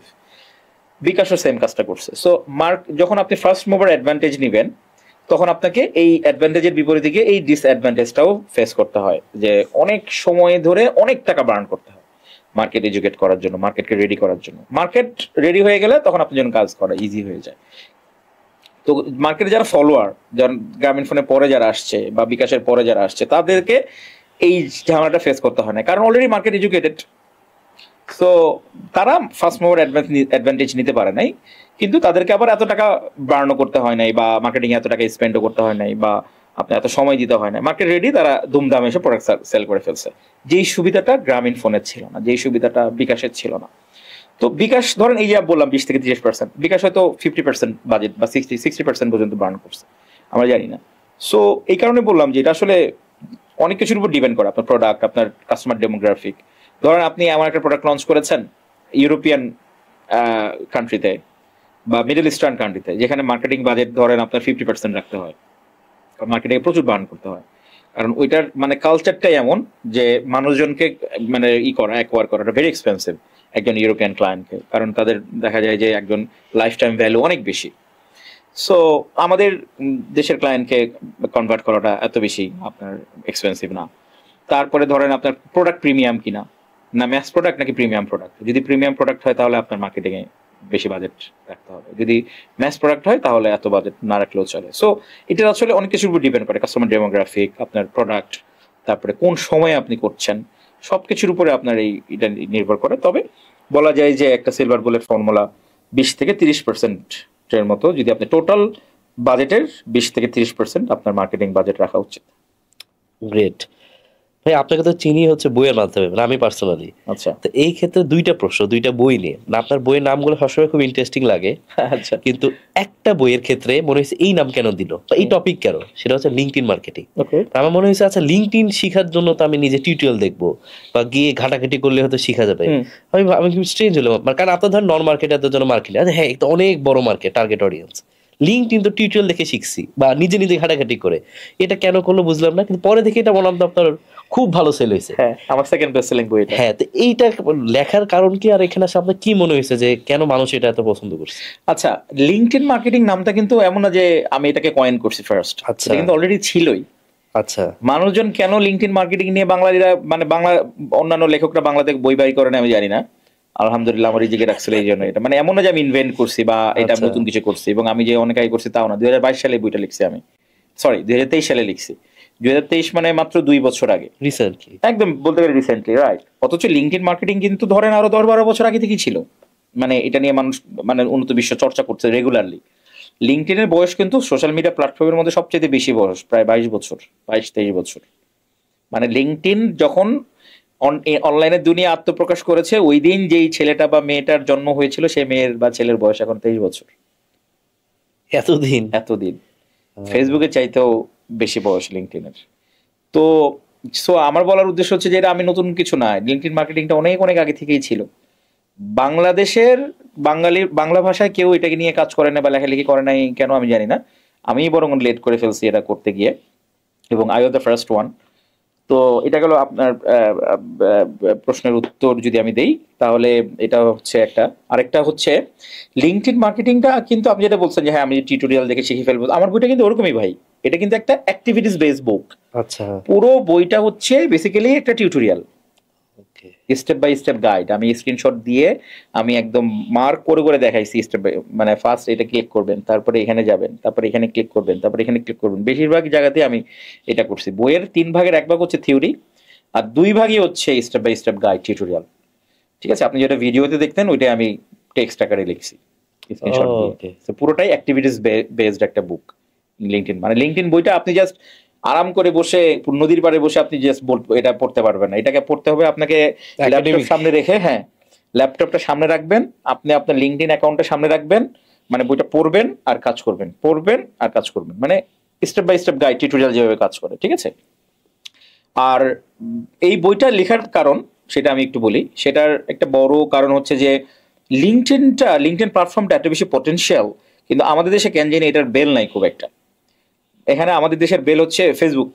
ফেসবুকে প্রচুর মানুষজন অলস সময় কাটায়, কিন্তু সেই সময়টা তারা যদি লিঙ্কডইনে কাটায় তাহলে কিন্তু তাদের ক্যারিয়ার এনহ্যান্সড হয়, তাদের নেটওয়ার্কিং হয়, তাদের পার্সোনাল ব্র্যান্ড ডেভেলপ করে। সো অনেকেই চাকরির জন্য এটাকে ইউজ করে, কিন্তু লিঙ্কডইন জাস্ট চাকরির জন্য না। লিঙ্কডইনে যেটা বললাম, আপনার নেটওয়ার্ক বিল্ড করছে, আপনার পার্সোনাল ব্র্যান্ডিং করছে, আপনার B2B অপরচুনিটি খুঁজে নিয়ে আসতেছে। সো এটা জাস্ট আপনার চাকরি খুঁজে দিচ্ছে, ব্যাপারটা এরকম না। এবং লিঙ্কডইনের উপরে তো আমি একটা আলাদা পডকাস্টই করেছি নাফিস ভাইয়ের সাথে। হ্যাঁ, টুরস এন্ড পডকাস্টে আমার সেকেন্ড পডকাস্টটা ছিল। আমার 3টার মধ্যে ওটা ছিল সেকেন্ড। তো শুধুমাত্র নাফিস ভাইকে যখন আমি এটা বলতেছিলাম প্রথম পডকাস্টে কথা প্রসঙ্গে, তখন সে বললো যে ভাই তাইলে আমি শুধুমাত্র আপনাকে আরেকবার ইনভাইট করবো, শুধু লিঙ্কডইন মার্কেটিং বইটা নিয়ে কথা বলবেন, কারণ এটা আসলে এত ভ্যাস্ট একটা টপিক, মানে এটা আলাদা একটা পডকাস্ট সেশন এটা ডিজার্ভ করে। কিন্তু আমার কাছে মনে হলো যে এইটা নিয়ে লেখালেখি করা দরকার, কারণ বাংলাদেশের মানুষ সামহাও লিঙ্কডইনের পাওয়ারটা বুঝতেছে না, পোটেনশিয়ালটা বুঝতেছে না, সেটা বোঝানো দরকার। ইভেন ইন্ডিয়ানরাও খুব ভালো বুঝি, ইন্ডিয়ানরাও অনেক অ্যাক্টিভ লিঙ্কডইনে। সো আমার মনে হলো যে বাংলাতে ইংলিশে অনেক আছে, যেমন আপনি আমি ইংলিশে খুব ধরেন আমাদের কোনো সমস্যা হয় না। আমরা চাইলেই অনলাইনে ইউটিউব টিউটোরিয়াল দেখে বা কোনো একটা ব্লগ দেখে আমরা লিঙ্কডইনে অনেক কিছু শিখে ফেলতে পারবো। কিন্তু সবাই একরকম না, সবার ইংলিশ লিটারেসি একরকম না। বাংলাদেশের বেশিরভাগ স্টুডেন্টরাই ইংলিশটাকে একটু অ্যাভয়েড করে চলে, তারা ইংলিশে এত ভালো বুঝে না, তারা পড়তেও পারে না, ইংলিশ বুঝেও না। সো ইংলিশ যদি আপনি না পড়তে পারেন বা ইংলিশ যদি আপনি লিসেনিংয়ে যদি না বুঝেন, তাহলে আপনি ইংলিশের টিউটোরিয়াল কোনো কাজে আসবে না। ইংলিশে অনেক টিউটোরিয়াল আছে ইউটিউবে, কিন্তু আপনি যদি ইংলিশ না ভালো জানেন, আপনি কেমনে ওটা কোনো কাজে লাগবে না আপনার, আপনি ওই টিউটোরিয়ালে কি করবেন? এই কারণে তাদের দরকার ছিল একটা বাংলা টিউটোরিয়াল। ঠিক আছে, আমি যে বইটা লিখছি এটার বেশিরভাগ আমি নিজেই ওখান থেকে ইংলিশে শিখছিলাম, ইংলিশে শিখে বাংলায় নিজের মতো করে আমি প্যারাফ্রেজিং করে লিখছি বেসিক্যালি। ঠিক আছে, লিঙ্কডইনের ক্ষেত্রে কটা আসলে আমি বলবো আনফেয়ার অ্যাডভান্টেজ পাওয়া যায়। যেমন একটা হচ্ছে যেটা আমি দেখেছি কানেকশন বিল্ড করার ক্ষেত্রে, কারণ ধরেন আপনার ফেসবুকে 31,000 হচ্ছে মানুষ ফলো করছে, লাইক দিছে, আমি যখন আপনাকে রিকোয়েস্ট দিব, আপনি ঘুম থেকে করে দেখবেন 30-40টা রিকোয়েস্ট, আপনার সাথে কানেক্ট হওয়াটা খুব কঠিন। কিন্তু লিঙ্কডইনে দেখা গেলো আপনাকে একটা নোট দিয়ে কিন্তু আমি বুঝাইতে পারবো তাছাড়া এই কারণে আমি কানেক্ট হতে চাচ্ছি, এটা কিন্তু অনেক সহজ। আমার মনে হয় এটা অনেকেই এখনো জানে না। এই জন্য এখন যারা ইউজ করতেছে তারা হয়তো যারা 5 বছর পরে আসবে তাদের চেয়ে এক্সট্রা অ্যাডভান্টেজ পায়। আবার আরেকটা অ্যাডভান্টেজ মনে হয় যে আপনি কেউ যদি পোস্ট আপনার লাইক দেয়, ফেসবুকে তো এটা হয় না, লিঙ্কডইনে আপনি লাইক দিলে ওটা আপনার কানেকশন সবাই দেখতে পারবে।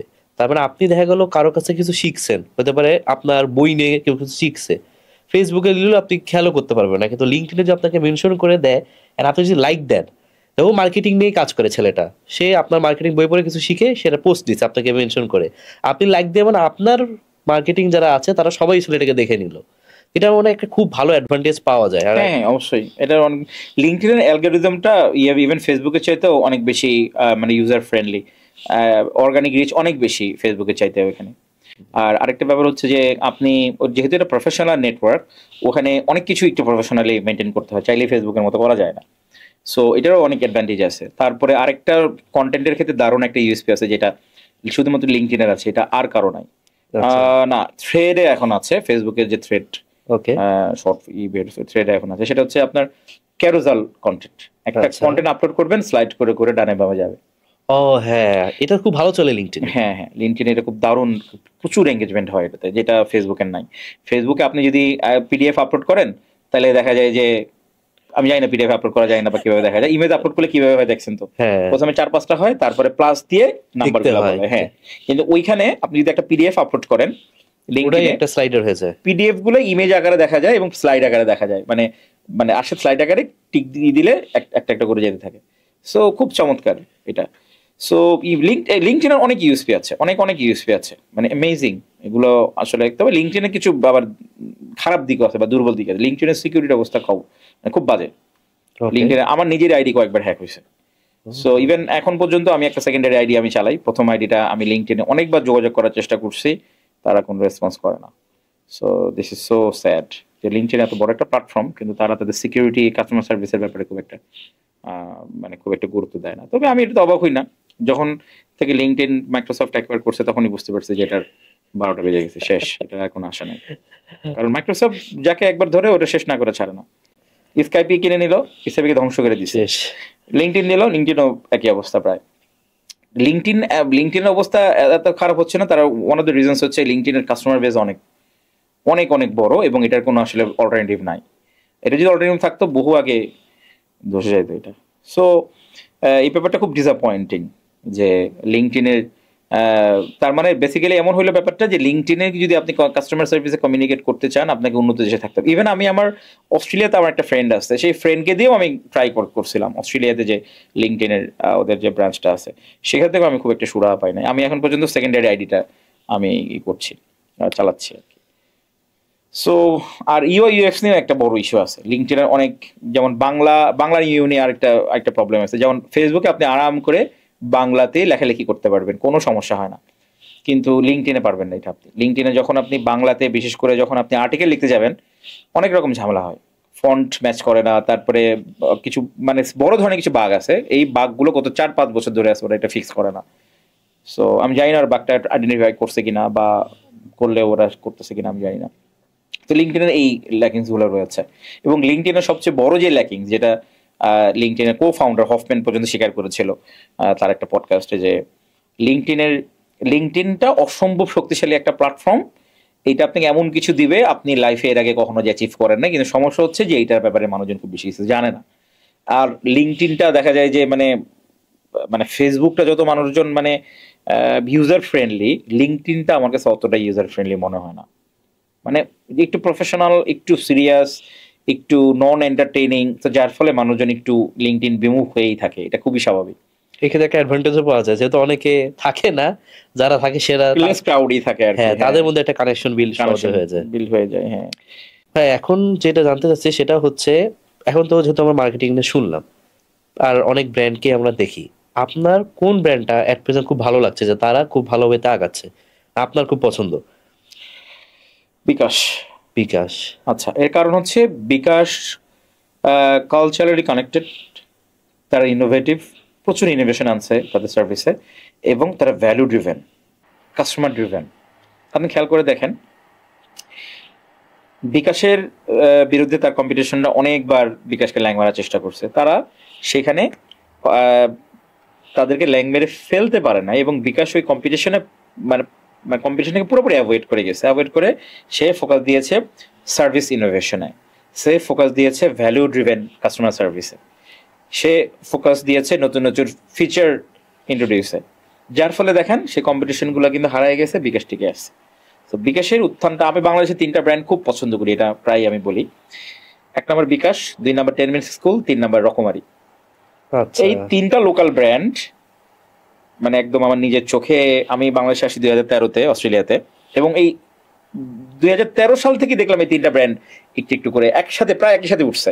রকমারি, 10 মিনিট স্কুল আর বিকাশ প্রায় একই সাথে একই রকমের ফেস দিয়ে তারা নিজেদেরকে গ্রো করেছে as a brand, successful brand হিসেবে। এবং 3টাই যার যার নিশে বা যার যার ক্যাটাগরিতে টপ, নাম্বার 1। অনলাইন বুক সেলিংয়ে রকমারি নাম্বার 1, আপনার অনলাইন এডুকেশন বা এডটেকে 10 মিনিট স্কুল 1, আর এমএফএস এ বিকাশ নাম্বার 1। 3টারই একই রকম, 3টাই value driven, customer centric, innovative. So এইটা আমার মনে হয় যারা ব্র্যান্ডিং নিয়ে পড়াশোনা করেন বা যারা বাংলাদেশের সাকসেসফুল ব্র্যান্ড নিয়ে যারা রিসার্চ বা স্টাডি করতে চান, আপনারা জাস্ট এই 3টা ব্র্যান্ডকে স্টাডি করেন। গত 5 বছরে 3টা ব্র্যান্ড কি করেছে, কিভাবে সাকসেসফুল কাস্টমার অ্যাকোয়ার করেছে, কিভাবে ইনোভেশনকে এনেছেন, কিভাবে তারা ভ্যালু দিয়েছে কাস্টমারকে, এইটা অ্যানালাইসিস করেন, অনেক কিছু ক্লিয়ার হয়ে যাবে। আমার মনে হয় এখানে আপনাকে ভিডিও আছে, আমি যদি ভুল না হই, ওই টাইটেলটা দেখেছিলাম 2 সেন্ট পডকাস্টে, মোবাইল ব্যাংকিং এর উত্থান পতন। হ্যাঁ, এটা কি এগুলো নিয়ে ডিসকাশন ছিল? হ্যাঁ, এগুলো নিয়েও কিছুটা ছিল।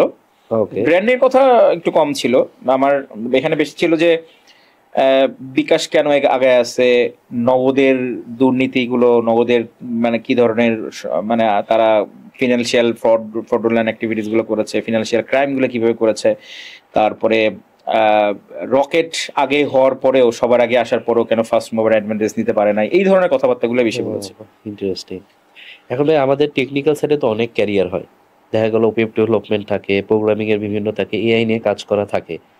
আপনার কাকে মনে হয় যে এই আপনার লাইনে মার্কেটিং বা ব্র্যান্ডিং এ আসা উচিত? কোন কোয়ালিটিটা থাকলে আপনি পছন্দ করেন, যে ইয়ং দেখা গেলো সে এখন 4th ইয়ারে, আপনার পছন্দ যাচ্ছে এই কোয়ালিটি আছে, তার মানে সে খুব ভালো করবে? ক্রিয়েটিভিটি, তারপরে তাকে ইনোভেটিভ হইতে হবে। এটা ক্রিয়েটিভিটি ইনোভেশন প্রায় সিমিলার আসলে। নাম্বার 1। নাম্বার 2 হচ্ছে তাকে অ্যানালিটিক্যাল স্কিল থাকতে হবে, ডট কানেক্ট করতে হবে, তার বুঝতে হবে এটা।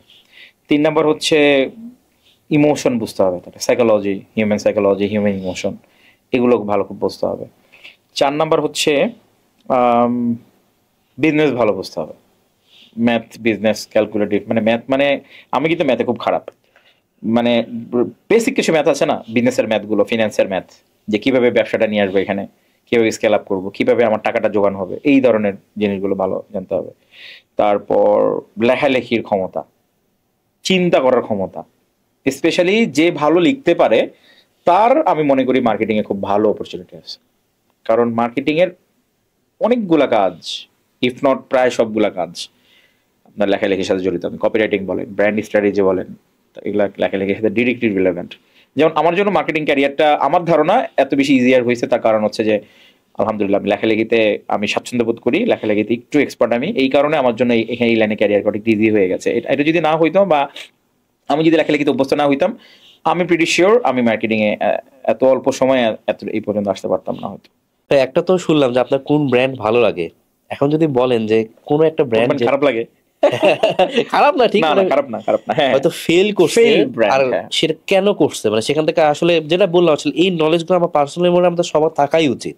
মানে এটা এমন না যে হয়তো কেউ প্রফেশনালি শিখবে মার্কেটিং বা তার অনেক ডিপে যাবে, বাট বেসিক একটা নলেজ যে আসলে সেই ব্র্যান্ডটা কেন ভালো করতেছে। আচ্ছা, সে হয়তো সবসময় ক্রিয়েটিভিটিতে ফোকাস করছে, প্রবলেম সলভিং এ ফোকাস করছে, তার মানে আমার লাইফেও আমাকে এটা করতে হবে। তো এই ক্ষেত্রে যেটা জানতে চাচ্ছি, ব্র্যান্ড কোনটা ফেল করেছে, যেটা একটা উদাহরণ দিতে পারেন, আর কেন? তো ফেইল ব্র্যান্ডের প্রশ্নটা করলেই প্রথমেই অ্যান্সার হিসেবে আমার মাথায় আসে অ্যারোমেটিক হালাল সাবানের কথা। আচ্ছা, তো অ্যারোমেটিক হালাল সাবান কিন্তু মনে আছে আপনার নিশ্চয়ই, এবং এটা নিয়ে আমি অনেক প্রচুর লেখালেখি করেছি, আমি আমার বইতেও লিখেছি, আমি আমার প্রথম 2টা বইতেই অ্যারোমেটিক হালাল সাবানের কথা লিখেছি। সো এইটা অসম্ভব সাকসেসফুল একটা ব্র্যান্ড ছিল, অল্প সময়ের মধ্যে অনেক বেশি সাকসেসফুল একটা ব্র্যান্ড ছিল, এবং এতটাই সাকসেসফুল ছিল যে ফিলিপ কটলারের মতো মানুষ, যাকে আধুনিক মার্কেটিং এর গুরু বলা হয়, তার বইতে পর্যন্ত এই ব্র্যান্ডের কথা, এই প্রোডাক্টের কথা উল্লেখ ছিল ফিলিপ কটলারের বইতে। আচ্ছা, এবং রাতারাতি 14% মার্কেট শেয়ার নিয়ে নেয় লাক্স সাবানকে টেক্কা দিয়ে। এটা কিন্তু এত চারটিখানি কথা ছিল না, লাক্স সাবান কিন্তু সারা বিশ্বের one of the most popular এবং one of the biggest soap brand in the world. তাকে টেক্কা দিয়ে লোকাল একটা কোম্পানি, লোকাল একটা সাবানের ব্র্যান্ড রাতারাতি 14% মার্কেট শেয়ার নিয়েছে। এটা প্রায় ইম্পসিবলের কাছাকাছি ছিল।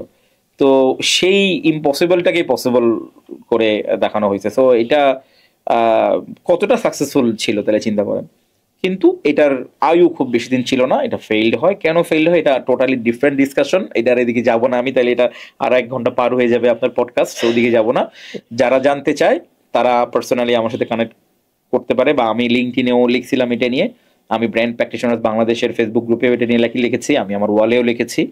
সো এবং আমার আগামী বইতেও এটা লেখার ইচ্ছা আছে, ব্র্যান্ডটা কিভাবে ফেল হয়, অনেক বিশাল এক কাহিনী লিখছিলাম।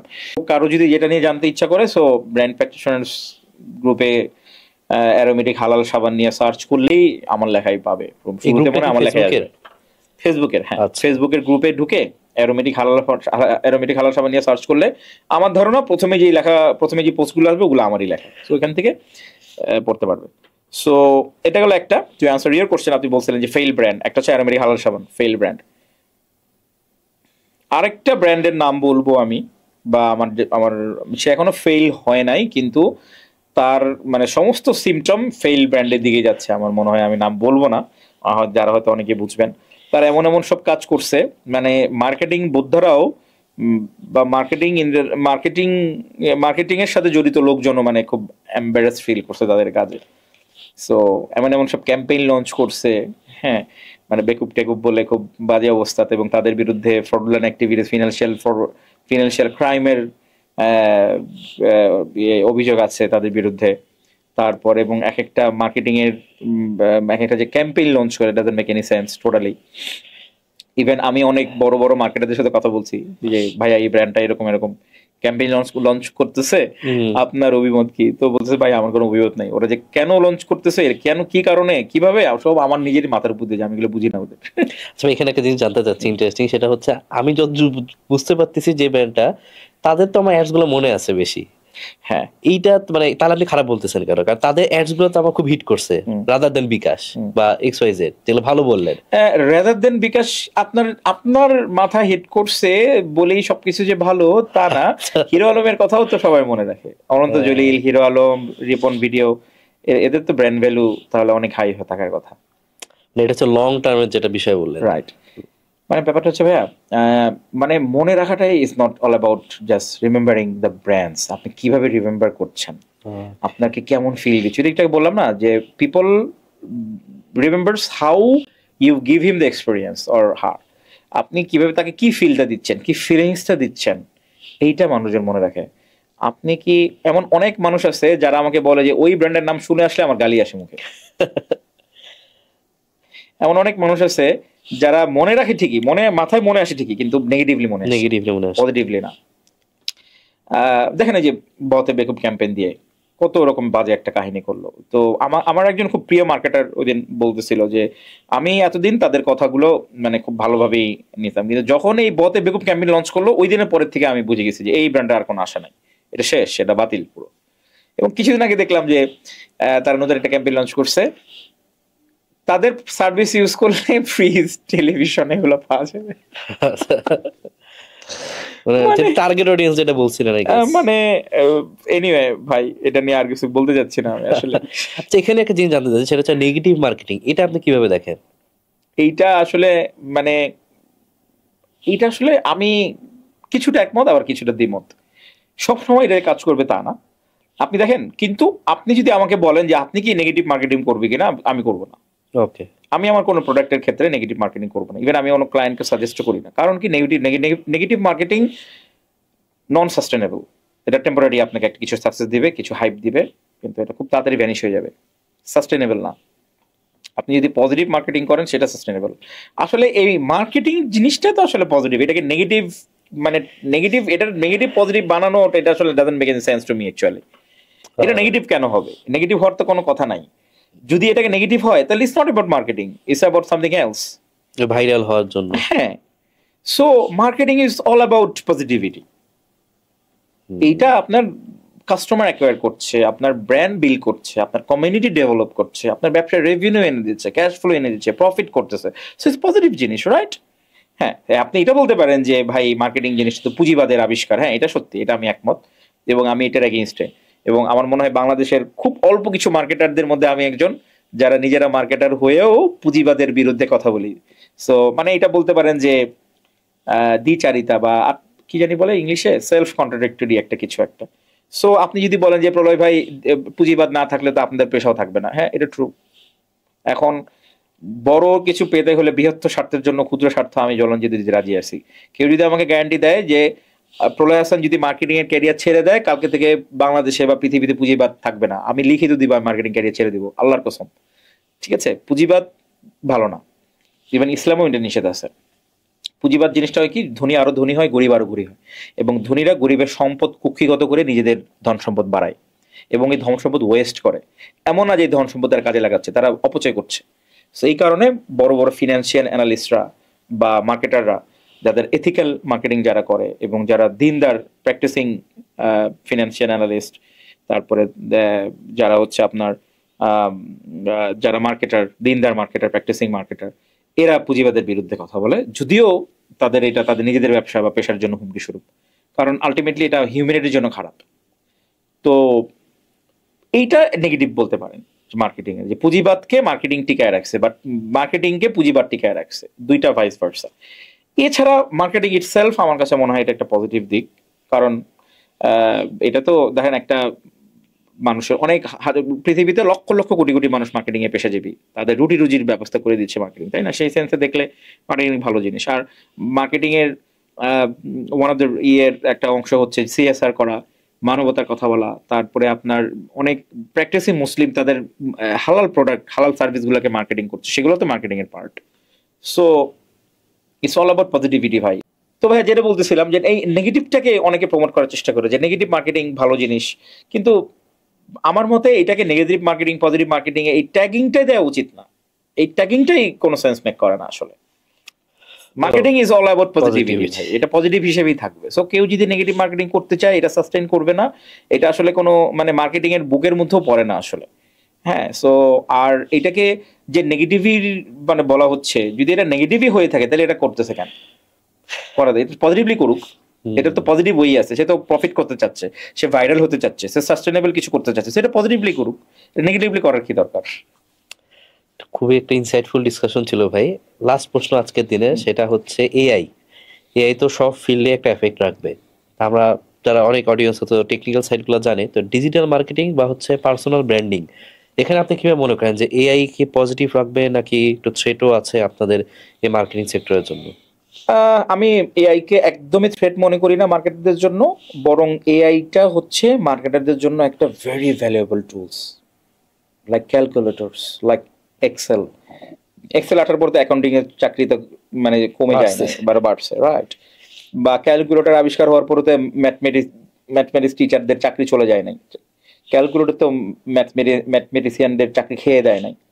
সো এআই আসার পরের থেকে কেন মানুষজন এটা ভাবতেছে? তো এক্সেল যেমন একটা টুল, ক্যালকুলেটর যেমন একটা টুল, এআইও একটা টুল। এই কথা স্যাম অল্টম্যান অসংখ্যবার বলছে, যে এই চাকরি খাওয়ার জন্য কেউ আসে না, এটা জাস্ট আপনার কাজকে হেল্প করবে। হ্যাঁ, চাকরি খাবে, কাদের খাবে জানেন?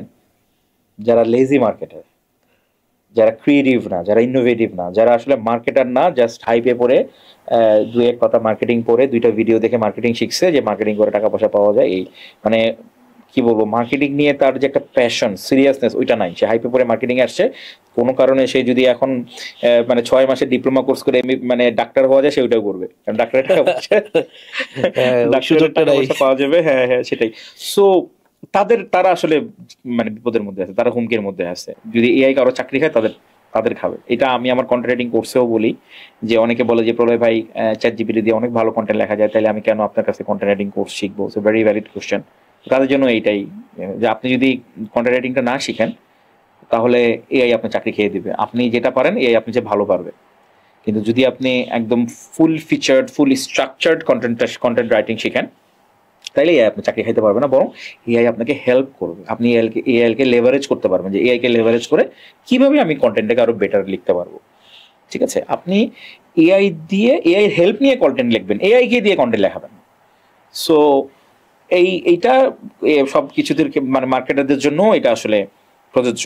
সো এআই আসলে তাদের চাকরি খাবে না যারা সত্যিকারের মার্কেটার, এআই তাদের খাবে যারা আসলে মার্কেটার না আসলে, বা মার্কেটার নামের কলঙ্ক, যারা আসলে বা মার্কেটার হওয়ার জন্য রেডি না যারা এখনো, তারা আসলে তাদের চাকরি খেয়ে ফেলবে আসলে।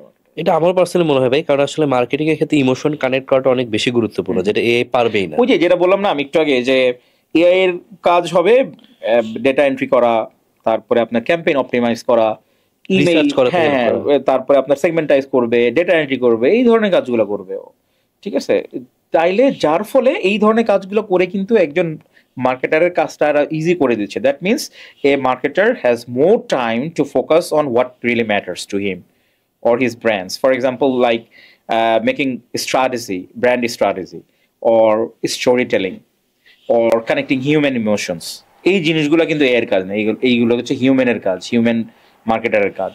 এইগুলোতে সে বেশি করে টাইম দিবে, কারণ এই অন্য যে টুকটাটাকি খুচরাখাচির কাজগুলো এগুলো এআই দিয়ে করে ফেলতেছে, তার এখন হাতে অফুরন্ত সময়, সে সারাদিন স্ট্র্যাটেজি নিয়ে ভাববে, সারাদিন স্টোরি টেলিং নিয়ে ভাববে, সারাদিন হিউম্যান ইমোশন নিয়ে ভাববে, হিউম্যানের সাথে কিভাবে আরো কানেক্ট করা যায়, কিভাবে একটা হিউম্যান কমিউনিটি বিল্ড করা যায়, এই ধরনের জিনিসগুলো নিয়ে সে ভাববে। সো এআই কিন্তু তাকে আরো হেল্প করলো, রাইট? এআই কিন্তু তার চাকরি খাইলো না বা তাকে রিপ্লেস করলো না। সো যে মনে করেন যে তার হচ্ছে ফেসবুকে অ্যাড রান করা হচ্ছে তার একমাত্র কাজ, এআই তার চাকরিটা আগে খাবে, কারণ কিছুদিন পর এটা এআই করে ফেলবে। অলরেডি ফেসবুক ঘোষণা দিয়েছে যে ফেসবুকের ফিল্টারিং অপশনটা বলছে ফিল্টারিংটা আমাদের হাতে ছেড়ে দেন, আপনি কন্টেন্টে ফোকাস করেন, ফিল্টার আমরা করবো। আগে কিন্তু ম্যানুয়ালি একটা একটা করে ফিল্টারিং করতে হইতো, demographic, geographical location, age, profession, এগুলো কিন্তু ফিল্টারিং করতে হইতো ম্যানুয়ালি একটা একটা করে ফেসবুক অ্যাড রান করার সময়। এখন ফেসবুক বলতেছে আপনারা এগুলো কিচ্ছু করতে হবে না, ফিল্টারিং এটা আমরা করবো, টার্গেটিং যেটা বলে অ্যাড টার্গেটিং বা কাস্টমার টার্গেটিং, এটা আমাদের হাতে ছেড়ে দেন, আমাদের এআই আপনার অনেক ভালো টার্গেট করতে পারবে। You focus on content, content strategy, content quality, এগুলাতে ফোকাস করো। এক সময় ফেসবুক বলবে কিচ্ছু করা লাগবে না, আপনার অ্যাড খালি আপনি টাকা ঢুকাবেন আর আপনি বলবেন আপনি কি চান, বাস আমরা করে দিব। ওর কন্টেন্টও দেখা যাবে নিজেরা বানাই দিছে, এই স্ট্র্যাটেজিটা বলে দেন কিভাবে করব, ও ডেভেলপ করে দিবে, বা স্ট্র্যাটেজিও ও ডেভেলপ করা শুরু করে ফেলবে। যখন হিউম্যান একসাথে একটা একটা করে যখন স্ট্র্যাটেজি দিতে থাকবে, সেখান থেকে ওরা প্যাটার্ন নিয়ে লার্ন করবে, কারণ এআই তো নিজে নিজে শিখতে পারে। সো এক সময় দেখবেন যে ওইটারও দরকার পড়বে না। সো ধরেন একজন ইমেইলে সেগমেন্টেশন করে, সে অথবা সে ডাটা এন্ট্রি করে, অথবা সে অ্যাড অপটিমাইজ করে, এই ধরনের কাজগুলো করে কেউ যদি নিজেকে মার্কেটার বলে দাবি করে, তার আসলে বিপদ আছে, তার এআই তার চাকরিটা আগে খাবে। আসলে মানে মানুষের সাথে কানেক্ট করা, এগুলো যেটা চিন্তা করতে হয় আসলে বেসিক্যালি, এক্স্যাক্টলি, জাস্ট ওই ম্যানুয়াল কাজ না। আপনি শুধু চিন্তা না, হিউম্যান ইমোশন লেভেলে চিন্তা করতে হয়, মানে হিউম্যান ইমোশন লেভেলে চিন্তা করতে হয়। ওই লেভেলে যখন আপনি কাজ করতে পারবেন, তখন AI will help you, AI won't be able to replace you. মানে আজকের সেশনটা অনেক ইন্টারেস্টিং ছিল, মানে সবগুলা টপিকেরই অনেক ভিতরে যাওয়া যায়। আর যেটা বললাম, আমার পার্সোনালি সবসময় মনে হয় মার্কেটিং নলেজটা থাকা দরকার। এটা জাস্ট এক মানুষ শিখবে, 2-3 জন করবে যারা কোম্পানির মার্কেটিং এ কাজ করে তাদের জন্য না, কারণ এটা প্রত্যেকের লাইফের একটা স্কিল, নিজের স্কিল সেল করা। অবশ্যই। তারপরে হচ্ছে কিভাবে অন্য ব্র্যান্ড গুলা ফল করে, সেটাতে আমি যাতে ফল না করি একই ট্র্যাপে, কারণ ওগুলো তো আমাদের নিজের ক্ষেত্রেও হয়। শর্ট টার্ম গোলের জন্য আমরা যদি নিজেদের সেল করে দিই, তাহলে আলটিমেটলি হয়তো ওই সময় ভালো হবে, লং টার্মে গিয়ে হবে না। তো আই গেস এই জন্য স্টাডি করাটা খুবই দরকার। তবে আমাদের পডকাস্ট আমরা শেষ করে একটা দোয়া দিয়ে, সেটা হচ্ছে মিটিং শেষ করার দোয়া, তো সেটা দিয়ে আমরা শেষ করছি। Sure sure. সুবহানাকাল্লাহুম্মা ওয়া বিহামদিকা আশহাদু আল্লা ইলাহা ইল্লা আনতা আস্তাগফিরুকা ওয়া আতুবু ইলাইক। আসসালামু আলাইকুম। আসসালামু আলাইকুম।